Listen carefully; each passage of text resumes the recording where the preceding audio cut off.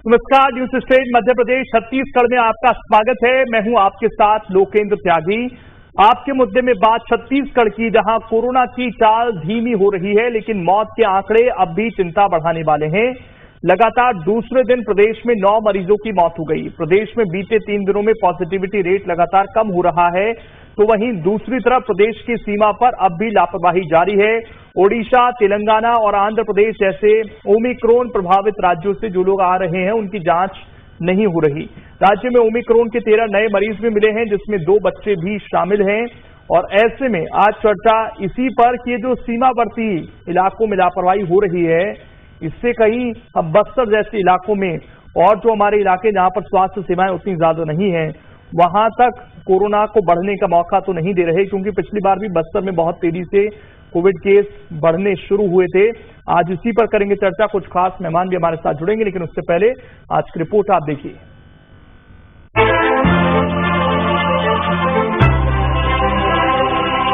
छत्तीसगढ़ में कोरोना को लेकर 2 तरह की खबरें सामने आ रही है। पहली ये कि तीसरी लहर पहली और दूसरी लहर से कम खतरनाक है, इसीलिए अस्पतालों में बेड खाली पड़े हैं। सरकार कई कोविड सेंटरों को बंद करने पर भी विचार कर रही है। मतलब ये कि राहत की खबर है कि मरीजों को कोरोना तो हो रहा है, लेकिन इतना असरदार नहीं है कि उन्हें अस्पतालों में जाने की जरूरत पड़े। इससे अलग दूसरी खबर ये है कि प्रदेश में मौत के आंकड़े अब भी चिंता का विषय बना हुआ है। प्रदेश में लगातार दूसरे दिन कोरोना से 9 मरीजों की मौत हुई है। लापरवाही की बात करें तो प्रदेश में अब भी लापरवाही को लेकर गंभीरता नहीं दिख रही। राज्य के सीमा वाले क्षेत्रों में काफी लापरवाही देखी जा रही है, जिससे प्रदेश में खतरा बढ़ सकता है। उदाहरण के लिए अब तक बस्तर में एक भी ओमिक्रॉन के मरीज की पुष्टि नहीं हुई है, लेकिन आशंका जताई जा रही है कि पड़ोसी राज्यों से ओमिक्रॉन बस्तर पहुंच सकता है। इसका बड़ा कारण है रोजाना बस्तर से दर्जनों बस ओडिशा, तेलंगाना और आंध्र प्रदेश के लिए चलती है। इन बसों में हर रोज सैकड़ों यात्रियों की आवाजाही भी होती है। इन तीनों राज्यों में ओमिक्रॉन के केस भी ज्यादा हैं, लेकिन इन राज्यों से बसों में बैठकर जो यात्री बस्तर आ रहे हैं, उनकी कोरोना की जांच नहीं हो रही है। फिलहाल वो स्थिति निर्मित नहीं हुई है कि बसों का पहिया जो है उसको रोकना पड़ जाए। अभी आने वाले समय में कुछ नहीं कहा जा सकता, लेकिन यदि स्थिति बहुत ज्यादा खराब होगी तो फिर सुरक्षा के हिसाब से किया भी जाए तो कोई बहुत बड़ी बात नहीं है, लेकिन वो अभी स्थिति नहीं है। कोरोना को लेकर हो रही लापरवाही पर बीजेपी ने सरकार पर सवाल उठाया है। अगर कोरोना का संक्रमण बढ़ रहा है तो उसके लिए सबसे बड़े कोई दोषी है तो ये सरकार है। इस सरकार के पास में 1000 करोड़ रुपए से ज्यादा शराब के सेस से कोरोना के लिए वसूल किया गया है। उसको खर्च कर कोरोना की वेव को रोकने का काम क्यों नहीं कर रहे हैं?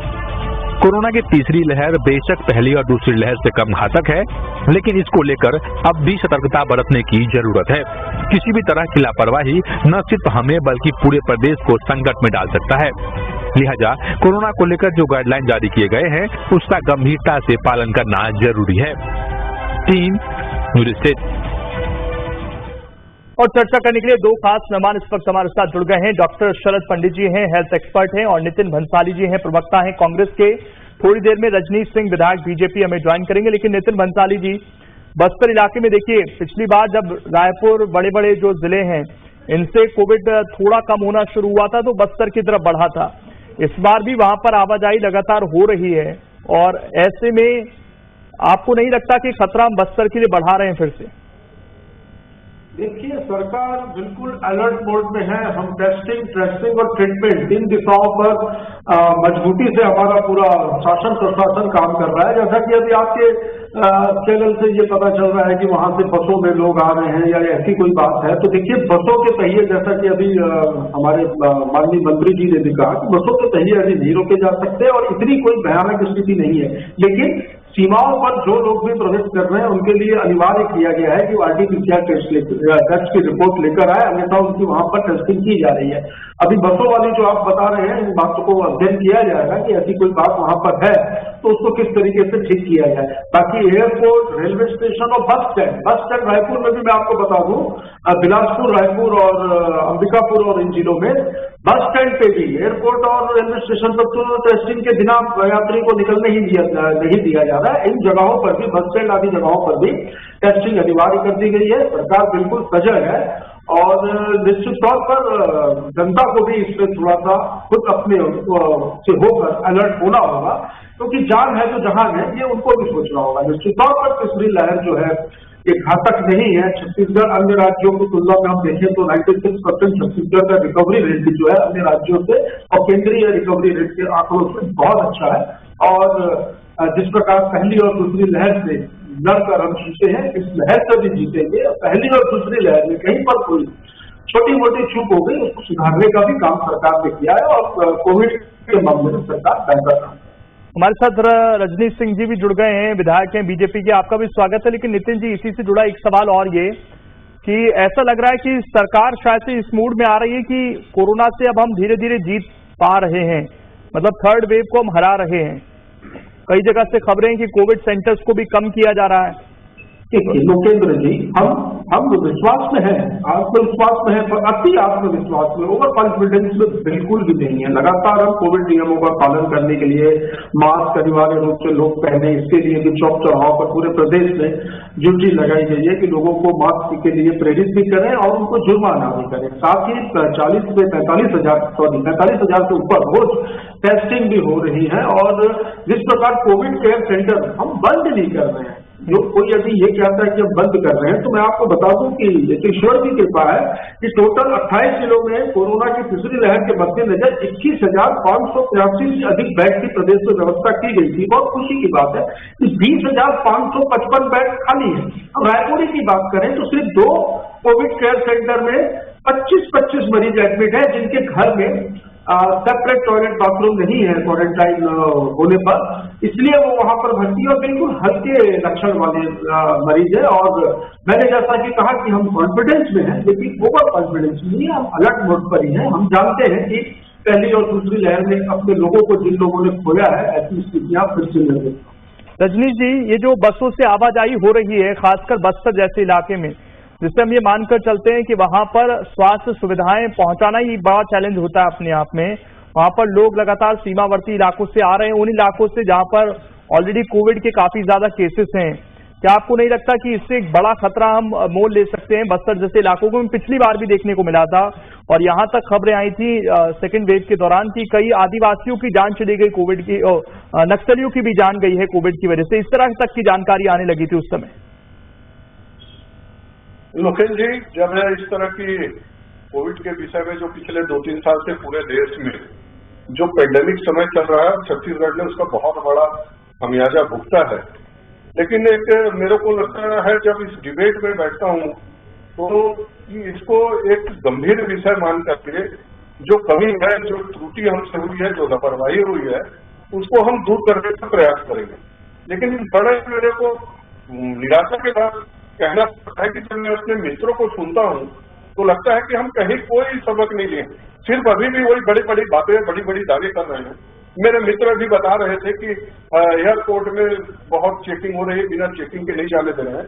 मेरे भाई, मैं 18 तारीख को शाम को फ्लाइट से आया हूँ, कहीं कोई चेकिंग नहीं हुआ। बस अड्डे पर, रेलवे स्टेशन पर जहाँ जा रहे हैं, देख रहे हैं, कहीं कोई बहुत ज्यादा चेकिंग नहीं हो रहा है। और विषय ये नहीं है कि चेकिंग हो रहा है कि नहीं हो रहा है, विषय ये है कि हम इसको कैसे रोकें। लोकेंद्र जी, ये सरकार, जैसे अभी मेरे मित्र नितिन जी बोल रहे थे कि हम कॉन्फिडेंस में हैं, ओवर कॉन्फिडेंस में नहीं है, ये सरकार की बड़ी एक दुविधा रही है कि सब काम ओवर कॉन्फिडेंस में कर। इन्होंने बाकायदा एक तीसरे लहर के लिए दवाइयों का स्टेट का ऑर्डर किया था और 1 महीने बाद उसको कैंसिल किया है। और क्या क्या कैंसिल किया है, अधिकृत रूप से लेटर जारी करके, नवंबर की बात बता रहा हूँ, 1 महीना पहले की नवंबर में इन्होंने लिखा है कि छत्तीसगढ़ में तीसरी लहर नहीं आएगी, इसलिए दवाई की जो ऑर्डर था, जो कोरोना के काम आने वाले दवाइयां हैं, दवाइयों का नाम नहीं लेता, समय लगेगा, ऐसे ऑर्डरों को इन्होंने कैंसिल किया है। अभी टेस्टिंग का बता रहे हैं कितने टेस्टिंग लैब है। मैं जरा जानना चाहता हूं कि कम से कम 15,000 से ऊपर के RT-PCR के टेस्ट आज भी पेंडिंग है। 4-4 दिन 6-6 दिन से वो रिपोर्ट नहीं आ रहा है।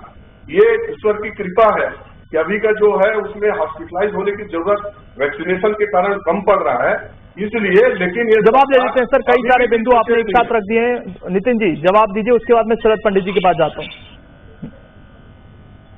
खुद को जिंदा रखने के लिए फोटे निकालना इनकी एक आदत बन चुकी और कुछ भी नहीं। टेस्टिंग की बात करें, अभी मुझे बड़ा दुख हुआ कि रजनीश सिंह जी इतने विधायक है, भाई वरिष्ठ व्यक्ति है, ये बोलते हैं कि मैं एयरपोर्ट से आ गया, मुझे किसी ने चेक किया। आपने क्यों नहीं करवाया? या तो आप RT-PCR टेस्ट करवा के वहां से रिपोर्ट लेकर आए थे। दो चीजें हैं, एक तो टेस्ट किया जा रहा है या फिर 48 घंटे या 24 घंटे पहले का जो नियम है RT-PCR टेस्ट की रिपोर्ट जो व्यक्ति लेके आ रहा है उसको जाने दिया जा रहा है। तो खुद जनप्रतिनिधि यदि भाजपा के इस चैनल में बैठकर इस प्रकार की बात करें तो इससे ज्यादा शर्मनाक तो कुछ भी नहीं हो सकता। मैं तो कह रहा हूं ना, हमें खुद जनप्रतिनिधियों को खुद अवेयर होना पड़ेगा, खुद अलर्ट होना पड़ेगा, जब तो हम दूसरों को बोल पाएंगे कि भाई हम ये कर रहे हैं, क्योंकि हमको देकर एक प्रभाव रहता है कि जनप्रतिनिधि जो है हमारे जनता ने जिन लोगों को चुना है वो इन नियमों का पालन कर रहे हैं। तो अभी ये कहते हैं कि मेरा किसी ने टेस्ट नहीं किया, ऐसा बिल्कुल भी संभव नहीं है। विधायक थे, आपको 300 वगैरह होंगे, निकल गए होंगे, या तो RT-PCR जांच करवाई होगी, उसकी रिपोर्ट इन्होंने दिखाई होगी तो इन्हें दिखा दिया गया होगा। पर इस तरीके की यदि ये बात करते हैं कि वहां टेस्ट नहीं हो रहा है तो सरासर गलत है। 40,000 45,000 से ऊपर प्रदेश में हो रही है, ज्यादा से ज्यादा RT-PCR के टेस्ट हो रहे हैं। और दवाइयों की जो बात करते हैं, ऑक्सीजन से हम सब राज्य में है, राज्यों में हमारी गिनती होती है। ये उन्होंने पूछा, उन्होंने कहा कि दवाइयों का ऑर्डर कैंसिल हुआ है, किस आधार पर कैंसिल हुआ वो ये जानना चाह रहे हैं। MSC के गोडाउनों में भी स्टोर करके रखी गई है, आवश्यकता जितनी पड़ रही है उतनी आपूर्ति की जाए। नहीं, दवाइयों का ऑर्डर कैंसिल हुआ। पूछ रहा हूँ लोकेश जी, इनसे पूछे, ये अक्टूबर के 21 तारीख 25 तारीख को 15 करोड़ का नाम भी ले देता हूँ, रेमडेसिविर, फेविफ्लू और जो मास्क है, हैंड ग्लोव्स है, ये सब चीजों का 15 करोड़ का ऑर्डर दिया गया और बिल्कुल नवंबर को उसको कैंसिल कर दिया जाता है कि हमारे यहाँ जब आशंका नहीं है। लेकिन थर्ड वेव तो सर जनवरी में आई ना, दिसंबर में कैसे आकलन करते हैं उसका कि थर्ड वेव आई? कितने मास्क, कितने सैनिटाइजर और ऐसी दवाई आपकी विधानसभा के लिए चाहिए, आप डिमांड भेजिए, न मिले तो बात करना। चलिए मैं एक जवाब जरूर चाहता हूँ रजनीश सिंह जी, क्योंकि एक बिंदु आपने छेड़ा यहाँ। नितिन जी मैं आ रहा हूँ, एक मिनट रजनीश जी एक चीज का जवाब दे दीजिए बस आप, कि आप क्या RT-PCR टेस्ट कराकर आए थे 48 घंटे पहले वाला, वो मांगा गया आपसे एयरपोर्ट पर? क्योंकि आपने अपना व्यक्तिगत उदाहरण दिया, और अगर नहीं मांगा गया तो सर आपने जनप्रतिनिधि होने के नाते वहां पर विरोध क्यों नहीं दर्ज करवाया? इसका पूछा क्यों नहीं कि क्यों नहीं सरकार के नियमों का पालन हो रहा है यहाँ पर? डिबेट पर आने से अच्छा आपने वहां पर टोका लोगों को। लोकेश जी जवाब दे देता हूँ, मैं जवाब दे देता हूँ। मैं बहुत ये नहीं अपने को बोलता बड़ा जागरूक हूँ, लेकिन मैं जिस दिन गया उसके एक दिन पहले RT-PCR करके गया था। RT-PCR रिपोर्ट की कॉपी मेरे पास थी, मेरे मोबाइल में अभी भी है, अभी भी मैं आपको दिखा सकता हूँ RT-PCR। लेकिन ये जो दावे कर रहे हैं ना, जो दावे कर रहे हैं इसकी बात कर रहा हूँ मैं। तो सर बात खत्म हो गई ना, बिना पर कर रहे हैं। क्यों बोले कि वहां पर टेस्ट नहीं हो रहा है? देखिए झूठ तो यही पकड़ा रहा है रजनीश जी आपका। जाओ रायपुर एयरपोर्ट पे टेस्ट करवाओ। अरे क्या नहीं हो रहा है? आप कैसे बोल सकते नहीं हो रहा है? जब आपने RT-PCR टेस्ट की रिपोर्ट रखी तो आप ये झूठ क्यों बोल रहे हैं कि वहां पर टेस्ट नहीं हो रहा है? यदि RT-PCR चलिए इस मुद्दे को खत्म करते हैं। मैं शरद पंडित जी आपके पास आ रहा हूँ। दिक्कत यह है सर कि बसों को इस बार जारी रखा गया, कहीं कोई पाबंदी नहीं की गई।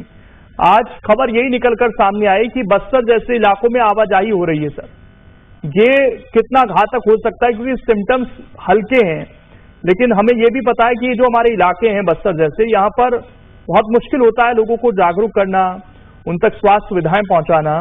तो क्या ये कहीं ऐसा ना हो कि मुश्किलें बढ़ा दें आपकी नजर में? सर देखिए लोकेंद्र की सबसे पहली अनिवार्यता तो यह है कि मैग्नीट्यूड ऑफ प्रॉब्लम बहुत बड़ा है, और जो है हमको सबको मिलकर जो है बिना किसी राजनीतिक मतांतर के, बिना किसी भेदभाव के, हमको सबको एकजुटता से देश में, प्रदेश में इस जो है संक्रमण को रोकने के लिए, इसका प्रतिकार करने के लिए सबको साथ मिलकर काम करना होगा। फिर उसके बाद आता है कम्युनिटी पार्टिसिपेशन। देखिए कम्युनिटी को इन्वॉल्व करना बहुत जरूरी है। आज 2 साल से लगातार किसी भी राज्य में हो, कहीं भी हो, शासन प्रशासन स्तर पर सारी तैयारियों के बावजूद लोगों को लगातार अवेयर किया जा रहा है। तो हमको सबके मिलके जो है इस बीमारी से पार पाना होगी। देखिए जैसा आपने बस्तर जैसे क्षेत्र का बताया, कहीं भी हो, देखिए क्या है कि जो इसका कोविड अप्रोप्रिएट बिहेवियर है उसका पालन तो अनिवार्य है ही, हर जगह करना है। जहां नियंत्रित है, संक्रमण दर कम है, वहां भी इसका जो है बराबर पालन किया जाता है। दूसरा जो है मेरा ये कहना है कि दूसरा हमारे पास जो टूल उपलब्ध है वो है टीकाकरण। तो ये दो चीजों को हमको जो है हर किसी को जो है पालन स्वयं को भी करना है और लोगों से भी करवाना है। देखिए, मास्क का उपयोग है, सोशल डिस्टेंसिंग है, हैंड वॉशिंग है, ये तो इस बीमारी के नियंत्रण के लिए प्राथमिकता है जो बिल्कुल हर किसी को जो है पालन करना है। जहां तक बसों की आवाजाही और ये इस तरह की है, सरकार का ये प्रयास होगा कि जो है वो नॉर्मलिटी ऑफ लाइफ को हम जहां तक अभी इसको ऑब्जर्व करें और उसके बाद जहां तक हो इसको नियंत्रित नहीं करें, नहीं तो लोगों का जो है सामान्य जीवन भी जो है वो प्रभावित होता है। क्या ठीक है, ये सब है, परंतु हम लोग जो है वो हमारे जो बस स्टैंड से, रेलवे स्टेशन से, एयरपोर्ट है, वहाँ प्राइमरी स्क्रीनिंग की व्यवस्था होना चाहिए। इसके अलावा टेस्टिंग वहाँ होना चाहिए। टेस्ट हमारे जो है वो समय पर हो जाए, उनकी रिपोर्ट आ जाए और ऐसे लोगों को जो हम लोग ट्रेसिंग कर लें। ये सारी चीजें जो है वो अनिवार्य है और इसको पालन किया जाना चाहिए। तो मेरा इसमें यही कहना है कि ये जो है इस पर पूरी मॉनिटरिंग रखें, मास्क का उपयोग है। एक चीज मैं और जानना चाहता हूं आपसे शरद जी, अब धीरे धीरे छत्तीसगढ़ में संक्रमण दर सर थोड़ी कम हो रही है पिछले कुछ दिनों के मुकाबले, ये किस तरफ इशारा कर रहा है? क्या छत्तीसगढ़ में जो पीक है वो गुजर चुका है या अभी केसेस और बढ़ सकते हैं छत्तीसगढ़ में आपकी नजर में? नहीं लोकेंद्र जी, देखिए ऐसा है, अभी हम इसे ये मानकर जो है वो हाथ धर के और संतोष मानकर बैठ नहीं जाए चुपचाप कि ये जो है अब जो है संक्रमण जो है वो कम हो रहा है। देखिए, संक्रमण दर जो है अभी मेरा ये मानना है कि पीक अभी आया नहीं है, ये अभी कुछ समय और लेगा और ये मार्च तक जो है इसका डिक्लाइन जो है चालू होगा। तो अभी हमारे को पूरा जो है वो फरवरी माह का सामना करना है और इसमें जो है केसेस जो है तेजी से बढ़ रहे हैं। तो इसमें भले ही छत्तीसगढ़ में कुछ कम हुए हो केसेस, जो संक्रमण दर कम हुई है, परंतु अभी इस पे जो है इतना जो है जल्दी जो है हमको कोई निर्णय नहीं लेना चाहिए और इसको जो है बराबर जो है वो मान के चलना चाहिए कि अभी पीक आना बाकी है और ये केसेस की संख्या में बढ़ सकते हैं और इसलिए पूरी तरह से सावधानी के साथ हर व्यक्ति को सतर्कता के साथ चलना पड़ेगा। शासन प्रशासन स्तर पे हमको जो है बराबर जो अपनी कार्रवाइयां है उस पर जो है मॉनिटरिंग करती रहना पड़ेगी, जनता को भी लगातार अवेयर करना। देखिए, इसमें कुछ चीजें बताई गई, मास्क का उपयोग है तो रोको टोको अभियान है या जो है वो बिना मास्क के लोगों का जो है वो जुर्माना करना, ये सारी चीजें भी हमको साइमल्टेनियसली चलाना पड़ेगी, कंटिन्यू करना पड़ेगा। मैं नितिन जी आपकी बात आ रही हूँ। नितिन जी, ये जो बसों का मसला है सर, ये बड़ा मुश्किल है आप लोगों के लिए कि इनकी ट्रेसिंग की जा सके, तो अब इसके लिए सरकार आगे क्या सोच रही है? क्योंकि आप जो हवाई यात्री हैं उनको ट्रेस कर सकते हैं एक बार, ट्रेन यात्रियों के लिए भी बड़ा मुश्किल है कि वो कौन से स्टेशन पर उतर रहे हैं, वहां पर किस तरह की व्यवस्थाएं हैं, बहुत सारे लोग आवाजाही करते हैं और यही समस्या सर बसों के साथ भी है। बहुत लोकल स्तर पर अगर आवाजाही हो रही है तो उनको कैसे आप ट्रेस करेंगे? और हर किसी को क्या ये कह सकते हैं कि आप बसों से भी RT-PCR करा कर आइए? छत्तीसगढ़ हो या देश की अमन राज्यों की बात करें या पूरे भारत की बात करें, कहीं पे भी आर्थिक गतिविधियों को इस तीसरी लहर में रोके जाने जैसे निर्णय कहीं नहीं हुए हैं। अब एकदम से यदि बसों के प्रयोग को रोक दिया जाए तो इसमें आप जानते हैं, ये जानना चाह रहा हूं कैसे इसमें नहीं, हम खुद को ट्रेस करने के लिए अभी आपने अच्छे विषय पर डिबेट की है, इससे बिल्कुल दिखवाया जाएगा कि इन राज्यों में जहाँ पे ओमिक्रॉन है, यहाँ पर जो यात्री आना जाना कर रहे हैं, इनके लिए निश्चित तौर पर कोई न कोई विचार सरकार करेगी कि भाई कैसे। हम तो कह रहे हैं कि हम अलर्ट मोड पर हैं, जो भी जानकारी, मैं तो बीजेपी को भी कहता हूँ, हमारे साथी प्रवक्ता बैठे हैं आदरणीय रणधीर सिंह जी, की महत्वपूर्ण कोई अच्छे सुझाव हो तो बिल्कुल दीजिए, हम मानेंगे उसको, पर उलूल जुलूल आरोप लगाकर राजनीति इस विषय पर न करें। साथ ही जनता से भी हाथ जोड़कर विनती करता हूं आपके चैनल में कि नियमों का पालन करिए, लगातार मास्क लगाइए, बार बार हाथ धोइए, सैनिटाइजर का उपयोग करिए, खुद वैक्सीन लगाइए, अन्य लोगों को वैक्सीन के लिए प्रेरित करिए और जहां से भी लक्षण दिखने पर, अभी देखिए छत्तीसगढ़ में एक चीज बड़ी देखने को मिल रही है कि होम टेस्टिंग किट जो आई है कोविड की, लोग घर ही में उसको टेस्ट कर ले रहे हैं और टेस्ट करने के बाद कहीं पॉजिटिव आने पर वो क्या घर ही में इलाज शुरू कर दे रहे हैं और इसके बारे में शासन प्रशासन को नहीं बता रहे। तो ये भी एक संदेश देना चाहूंगा कि भाई जो लोग घर पे टेस्ट कर रहे हैं उनकी रिपोर्ट पॉजिटिव आ रही है तो वो शासन प्रशासन को भी जिला प्रशासन को इस पे अपनी जानकारी नितिन जी फटाफट आपसे रिएक्शन चाहता हूं इस पर, मैं उसके बाद रजनीश जी से भी इस पर जवाब लूंगा। 38 में से 5 जीनोम सिक्वेंसिंग जो लैब हैं वो फंड ना होने के चलते बंद हुई हैं और पिछले महीनों के मुकाबले 40% जीनोम सिक्वेंसिंग कम हो गई है देश के अंदर। सर, कहा यह जा रहा है कि डेल्टा भी चल रहा है और ओमिक्रॉन भी चल रहा है, कहीं हम ये मानकर ढील ना दे दें कि ओमिक्रॉन है, इसके असर कम है और इस बीच कोई नया अगर वेरिएंट आ गया तो ये जो हमने सीक्वेंसिंग कम कर दी है सर, ये घातक ना हो जाए हमारे लिए?